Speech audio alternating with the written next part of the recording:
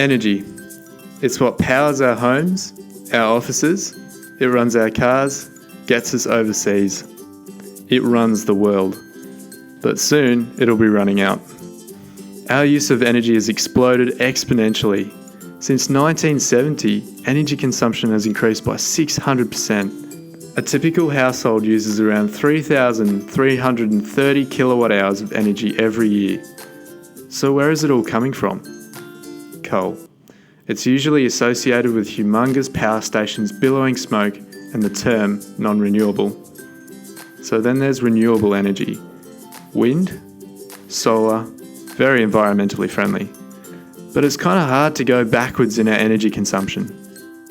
With a rising population of more than 6 million in Victoria, it's going to be difficult to sustain our energy source. The amount of energy we produce from renewable sources at the moment just isn't enough to power our lives. So where can we get the rest of this energy from? There's a growing need to investigate the energy source, natural gas. A lot of this natural gas comes from hydrocarbons trapped in shale rock. Where's that? So you have the ground, and then a layer under the ground, then the groundwater, then another layer, and that's where the hydrocarbons can be found. Only they can't be extracted by conventional mining means. That's where hydraulic fracturing comes in, more often termed fracking. It begins with drilling a hole all the way down to the natural gas stored in the shale rock, usually between 1 to 3 kilometres. It is often then drilled horizontally, sometimes in many directions to reach as many gas reserves as possible. From there, fracking fluid is pumped into the ground at high enough pressures to create small fractures in shale rock and release the gas they hold. The fracking fluid consists of water, sand to keep the fractures open, and various chemicals, all with different roles to complete the fracking process. Once the gas is released and flows into the well, it is pumped back up to the surface, along with a large amount of flowback liquid. There can be up to 600,000 litres of flowback liquid in the first 2 weeks and often contains a variety of contaminants.